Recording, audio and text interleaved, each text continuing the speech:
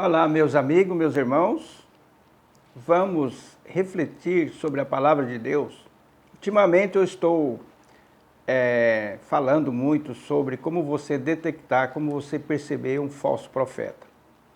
Principalmente aquele que vem transvestido de 99% de verdade e 1% de fermento, que aí é que leveda toda a massa, isto é, contamina toda a massa. E os falsos profetas, eles têm várias classes de falsos profetas e eles agem conforme o grupo de pessoas que eles podem enganar. Tem uns que é mais escancarado. Por que é mais escancarado? Porque a pessoa não lê a Bíblia e aí vem um que de qualquer jeito e as pessoas aceitam. Outros, as pessoas leem a palavra de Deus, mas não tem muito conhecimento. Esse é um grau mais elevado. Tem que vir um falso profeta com um grau mais elevado para poder enganar.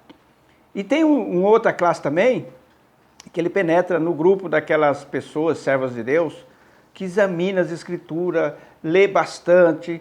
E esse falso profeta ele também consegue penetrar, porque ele também vem com muito conhecimento, entre aspas, né?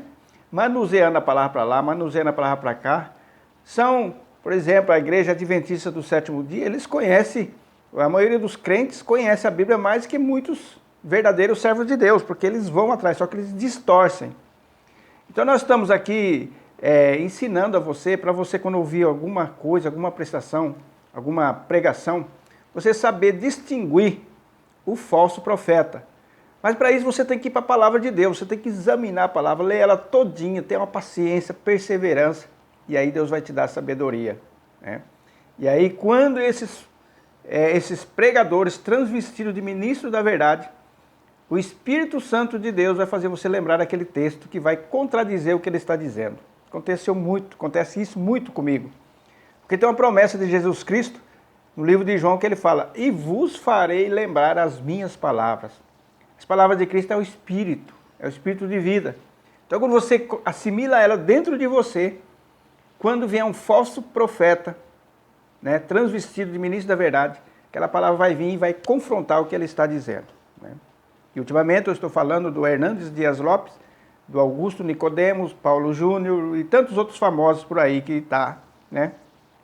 Então nós vamos na nossa meditação, vou ensinar você, quando eles falarem certas palavras, você vai pegar o fio da meada e vai ficar muito atento. Então primeiramente nós vamos para o livro de 1 Coríntios, capítulo 2, versículo 14, que diz assim: quem não tem o Espírito não aceita as coisas que vêm do Espírito de Deus. Qual é as coisas que vêm do Espírito de Deus? É a palavra. As coisas é a palavra que vem do Espírito. O Espírito é a palavra, né? Eles não aceitam, pois eles são loucura. E não é capaz de entendê-las, porque elas são discernidas espiritualmente. Então, quando vem a palavra de Deus, fala uma coisa, eles falam: não, isso aqui não é bem assim. Aí eles usam um palavreado que parece verdadeiro. Olha, isso não é literal. Eles costumam dizer isso. Mas veja aqui, continuando aqui o estudo nosso, mas 15, mas quem é espiritual discerne todas as coisas, e ele por ninguém é discernido, pois quem conheceu a mente do Senhor para que possa instruí-lo? Por exemplo, aqui na palavra de Deus tem linguagem que é figurada, igual eu já expliquei. Se você estiver nesse texto aqui, você vai saber distinguir essa linguagem figurada é uma verdade, o qual o escritor bíblico não encontrou palavras dirigidas pelo Espírito Santo para que nós, porque se ele fosse falar mesmo como é a realidade, talvez nós não compreenderíamos. E aí ele usou uma linguagem figurada, mas não deixa de ser uma grande verdade, para fazer uma comparação. Por exemplo, a parábola das 10 virgens, né? É uma parábola, é uma comparação. Comparação do mundo espiritual da igreja, para nós entendermos. Talvez se falasse abertamente como que é, nós não entenderíamos, mas nós entendemos agora.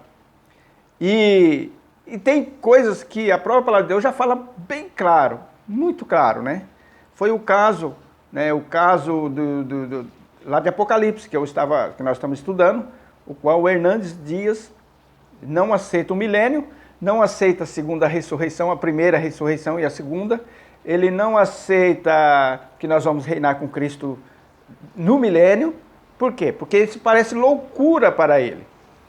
Então, uma das palavras que eles gostam de usar é assim, olha, é a literalidade, ele é figurado. Então, eles costumam usar essas palavras figurado para poder trazer as heresias deles, né? Por exemplo, uma das coisas que ele disse que como que um corpo ressurreto, glorioso, vai poder habitar aqui nesse mundo onde vai ter pecadores ainda, vai ter pessoas que não são salvas, e é verdade. Como que pode isso aqui? Não, minha mente não aceita isso. Aí ele entrou nesse texto aqui, porque ele não é de Deus, né? Mas, para provar que um corpo glorioso pode conviver muito bem com corpos de pessoas pecadoras, está aqui no relato de Jesus Cristo, que após ressuscitar, ele apareceu para os seus discípulos. E a palavra de Deus fala que os nossos corpos, quando nós ressuscitarmos, vão ser corpo glorioso como o de Cristo, simplesmente assim. E Jesus, ele ficou muitos dias depois que ele ressuscitou aqui nessa terra, dando instrução para os seus discípulos, ele fazendo sinais, e está aqui no livro de João, capítulo 21, versículo 14. E já era a terceira vez que Jesus se manifestava aos seus discípulos, depois de ter ressuscitado dentre os mortos, né? No livro de Mateus 17, 3, Lucas 19, 30 e Marcos 9, 5, Jesus também apareceu para os discípulos. Só você ler. Ele já tinha sido ressuscitado, né? Em Lucas 24, 15, ele andou uma longa caminhada com 2 discípulos, né? Que os discípulos estavam indo. E aconteceu, né? Lucas 24, 15, que fala que ele estava indo, 2 discípulos conversando, triste, e Jesus apareceu. Jesus já tinha sido ressuscitado. E andou com eles, né? Andou com eles. E eles não perceberam. O que significa isso? Significa que o corpo glorioso, ele tem a capacidade de se adaptar onde ele quiser. Jesus até comeu os discípulos. A palavra de Deus fala que ele apareceu no meio deles, quando ele estava comendo, e Jesus estava lá com a sua porção para comer, e ele foi orar a Deus, agradecer. E aí perceberam.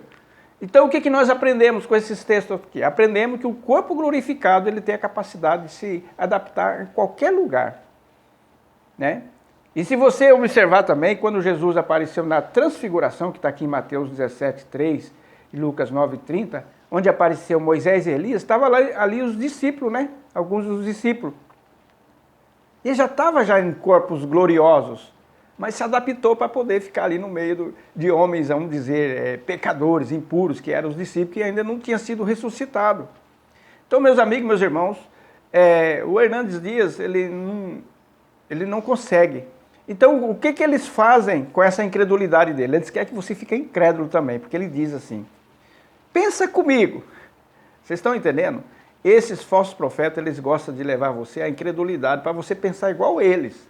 Mas não caia nisso. Como pode um corpo glorioso habitar nessa terra? É impossível. Só que nós devemos crer que para Deus nada é impossível. Lembra que Jesus contou a parábola aliás, contou, não é parábola, contou que é mais fácil um camelo passar pelo fundo de uma agulha do que um rico entrar no céu. Aí você vai, ai Senhor, quem vai ser essa mais? Ele falou, mas para Deus tudo é possível. Entenderam? Então, o Hernandes esqueceu que para Deus é tudo possível. E aí o que acontece com esses falsos profetas? Eles diminuem o poder de Deus. Diminui. Né? Foi o que aconteceu com o pastor Moabel. Diminuiu. Como que o Espírito Santo vai habitar dentro de nós, se tem um corpo? Entenderam? Então, por exemplo, aqui na cidade celestial, que fala que tenha 2.200 quilômetros de comprimento e de altura. Se falar de comprimento e de largura, até aí dá para nós entendermos. Mais 2.200 quilômetros de altura. Não. Isso é figurado. Mas essa cidade existe. A arquitetura, não sei como que é, mas que a palavra de Deus falou que ela tem de altura, de largura e de comprimento 260 quilômetros. Eu não vou acreditar? Não, Senhor. Isso aqui não é demais para a minha mente. É por isso que eles não têm essa fé. A fé no poder de Deus. Então fica aqui essa reflexão Quando você observar essas palavrinhas, olha, não é bem assim, pensa comigo. Ele está querendo tirar você a sua fé para você raciocinar sabedoria humana, que significa sabedoria diabólica. Então você aprendeu aqui que eles vêm com palavras, você tem que prestar muita atenção nas palavras dele. Quando ele sai das escrituras, para você raciocinar junto com ele, toma muito cuidado, tá bom? Porque eles usam essas palavras. É impossível um corpo glorioso habitar junto com homens pecadores. Mas eu citei alguns exemplos aqui. É possível. Você viu, Jesus ficou aqui depois que ressuscitou vários dias. Depois ele foi assunto ao céu. Moisés voltou aqui também com Jesus. Elias. Então o corpo glorioso, segundo o eficaz poder de Deus, ele tem o poder de se adaptar em qualquer situação. E não vai ser diferente conosco, com essa multidão de salvos que vai voltar para esse mundo. Eu não vou ficar especulando como que vai ser. Só confio que vamos voltar, simplesmente assim, né?